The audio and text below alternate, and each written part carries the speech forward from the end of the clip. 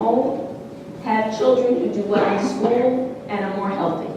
And those where you don't have that, that's where you see the problems. But I don't know the percentage where you see the parental warmth or not. Okay, anybody? Yes? Just to add to that, we're characterizing high-risk families in our community now as middle-class, dual-working parents. Because of the time, efficiency, it is just surprising us in droves that all the families that it's not that we don't still see high-risk, of course, in poverty,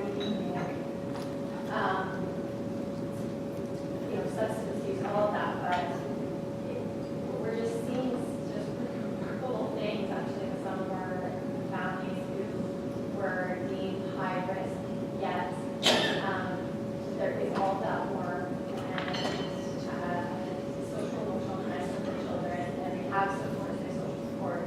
But families who they're not accessing social support, they don't have any family around them, except grandparents, aunts, uncles, to guide them to their parenting.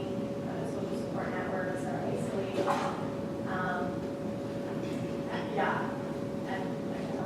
Yes. So there are many things in what you said. First, one of the things is social support is huge. People who feel lonely, I'm going to talk about this later, have worse health, worse executive function. They have all kinds of things that come from the stress of not having social support and being alone. And having social support is incredibly helpful at buffering against all of those things. The middle-class families where they're both working, a lot of them are too proud to go for help because we shouldn't need help, which is a real problem because they do need help. Those who are even more wealthy are so wrapped up in their own lives and their own work that they often keep sending their kids away. So their kids go to boarding school during the year, and then they go to summer camp during the summer. And they don't form a close attachment with their parents because their parents are never around. If they're lucky, maybe they form the attachment with the nanny. So there are problems all around. You're right. Okay, I'm going to continue. What else do kids need? They need to believe in themselves. They need to be proud of who they are. They need to believe they can succeed. If you haven't read this book, you should go out and buy it. The Little Engine That Could.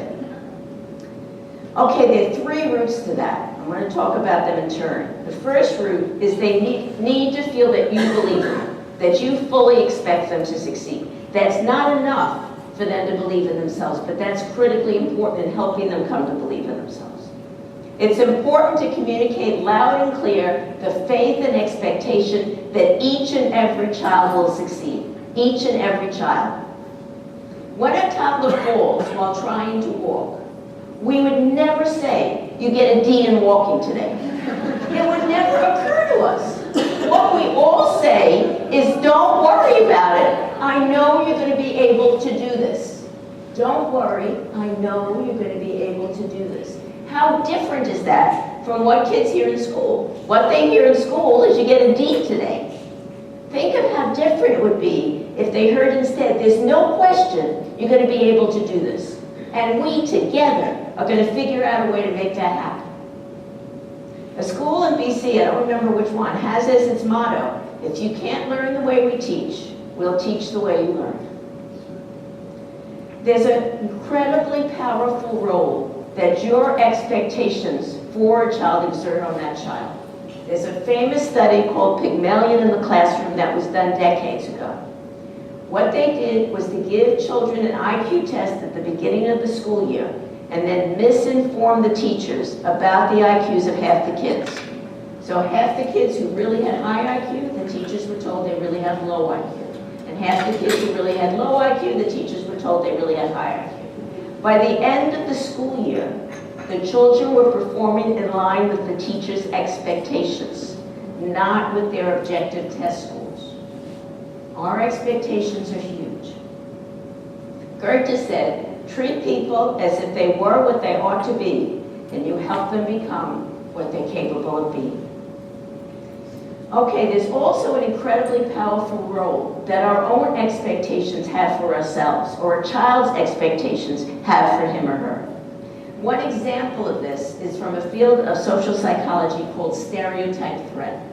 There are lots of stereotypes in our culture. One of them, for example, is that in general, men are better at math than women. Okay? So sure enough, a group of researchers went to a university, gave the students a standardized math test, and lo and behold, as a group, the male students perform better than the female students. No surprise. Then they go to another university, a completely comparable group of university students, give exactly the same test. The only difference is what they said beforehand. They said this particular test has been designed to be gender neutral. On this particular test, women do as well as men. And what happened? The women did as well as the men. It was the same test, guys. Okay? The only difference was the expectations the women had for themselves. Our expectations for ourselves can become self-fulfilling prophecies. Okay, the second route to kids believing in themselves is that they get to work on doable challenges. They need opportunities that do things that enable them to see for themselves that they're capable. It's not enough for you to tell them that they're capable, because if they never see the evidence of it, they don't believe it. They need to see for themselves that they can do it. Children need opportunities to see for themselves. Pride and self-confidence and joy come from seeing yourself succeed at something that you know is not easy. And that is even true for the youngest babies. They are so proud when they did something that they know is a little hard. Remember the old attitude toward women? Don't worry, your pretty little head will take care of you. Well, that paternalistic attitude can often be found even today toward people with disabilities such as blindness and toward Aboriginal peoples. We need to give people the opportunity to do things that enable them to see for themselves that they're capable. It's not helpful to them to say, I realize you can't do this, so I'll make it easy for you. We need to help people do what they want to do, even if that looks impossible. Another way to show children we believe in them and have faith in them is to give them an important responsibility. That shows very concretely that we have faith in you. So in this Coca-Cola study, Coca-Cola funded it. In the US, there was an elementary school where the fifth graders there were several fifth graders who were terrible behavior problems, huge behavior problems, and terrible readers. So the administration went to these kids and said, we have a very important responsibility for you. This is very serious. We want you to tutor the second graders who are struggling in reading. They couldn't tutor the third graders because they didn't read that much better, but they read better than the second graders. Well, in very short order, the behavior problems completely disappeared. And by the end of the school year, not only were those second graders reading better, but the sixth graders were reading better. Also, there's a lot of evidence which shows that children teaching children is much more effective than us teaching children. If you ever see a little kid with a slightly older little kid nearby, who does the kid look at? You or the child who's slightly older? Always look at the child who's slightly older. The third group is they need to feel connected to their heritage and proud of their cultural identity. When we honor our customs, we have everything we need to heal ourselves within ourselves. Suicide rates vary widely across BC's nearly 200 First Nations. Some communities show rates of suicide 800 times the national average. But in other First Nations communities, suicide is essentially unknown in BC, 0. So this just shows you, the top is for 1987 to 1992, and the bottom is 93 to 2000. You can see a few huge spikes, and then for some, there's 0, and for others, there's very, very little. So the few huge spikes are accounting for that massive increase in suicide. What's going on? This is work by Michael Chandler, and he said efforts by Aboriginal groups to preserve and promote their culture are associated with dramatic reduction in rates of youth suicide. Communities that have taken active steps to rediscover and preserve their own cultural heritage are those in which youth suicide rates are markedly lower. So here are suicide rates by whether certain protective factors are present or absent. And you can see that all of these matter, but self-government is huge. If there's self-government, it's very unlikely to see suicide. But also fighting for land claims, taking ownership and control of the education in the community. Same thing for health, having women in governance. All of these matter, they're evident, I'll show you in a minute. And later, they also showed that language use is at least as important as self-governance. It's an incredibly powerful predictor of low suicide rates. Youth suicide rates dropped to 0 in the few communities where at least half the band members report a conversational knowledge of their own native language. So this is the rates of suicide by whether there's 0 to 6 or 8 of these protective factors. And when there's 6 or 8 of the protective factors, depending on the graph, you see no suicide. If you have all of those things listed in the other graph, you don't see suicide. If you have none of them, suicide rates are extremely high. Okay, again, time for a bathroom break, coffee break, or questions and comments.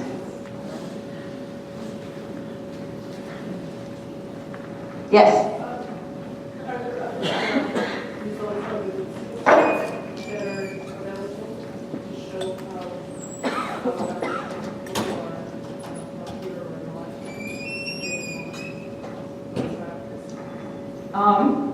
I don't know. What I would do is ask Michael Chandler if he knows. I don't know. Sorry.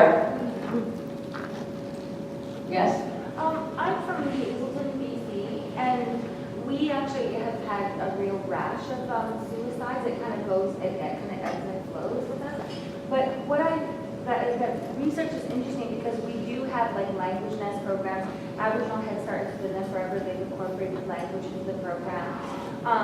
And one of the factors that a lot of us identify with it is the lack of any kind of entertainment for kids. So we do have the strong family connection. We practice our faith system. That's very much a big part of the community. And lots of the kids grow up having at least an understanding, knowledge, and a conversational piece in our but there's nothing for the kids, like even playgrounds, that it's almost obsolete. But I find that interesting because there does seem to be a lot of language that's used in connection to culture, but we still have a high rate of suicide. Well, you'll see that even if you have 3 factors there, you'll still see relatively high. It's when you have all that you see the combination. But toward the end of the talk, I'm going to talk about activities where you said there weren't that many activities. I'm going to talk about activities that I predict will be incredibly protective against suicide, but also beneficial for helping kids thrive. A lot of the things you asked about is not just suicide, but a lot of the other things. Okay, what else do kids need? They'll need the abilities and skills important for being successful in the 21st century. One of those skills is self-control, to resist temptations and not act impulsively, to think before they speak or act, so they don't do something they regret, they don't put their foot in their mouth. For example, there might be a dear friend who you haven't seen in years, and you're so looking forward to seeing this person who you really like, and your first reaction on seeing this person is, my God, how much weight you gained. You know, say that. You inhibit that and say something to make your friend feel good. You're really upset at somebody and you write this incredibly tirade email, but you don't press send, right? Lots of examples. Discipline and perseverance. Having the discipline to stay on task and complete it. Resisting the temptation to quit for any number of reasons. You're frustrated, you're bored. There are a lot more interesting things you'd like to do. You continue to work even though the reward may be a long time in coming. Evidence shows that discipline accounts for over twice as much variation in final grades as does IQ, even in college. Being able to control your attention, being able to concentrate, pay attention, stay focused, even when the material's boring, even when there's distraction in the environment, to be able to focus in on what you want and stay focused. Creativity, and seeing connections between seemingly unconnected ideas or facts. Playing with information and ideas in your mind, relating one to another, then disassembling those combinations and reconnecting the items in new ways. Working memory is critical for this because it involves holding information in mind and working with it. Creativity in another sense, and seeing familiar things in new ways from different perspectives. If one way of solving a problem isn't working, can we conceive of the problem in a different way? Can we think outside the box to come up with a different way of attacking the problem? Right? In today and tomorrow, you're going to discuss lots of problems. Can you think outside the box? Can you imagine conceiving of the problem in different terms or attacking it in a totally different way that nobody's tried before? Flexibility, having the flexibility to take advantage of serendipity. Maybe you were planning to do this, but somebody offers you the opportunity to do that. Do you just automatically say, no, I had these plans? Or do you take advantage of the opportunity? Can you have the flexibility to get around problems you hadn't anticipated? Do you have the flexibility to admit you were wrong?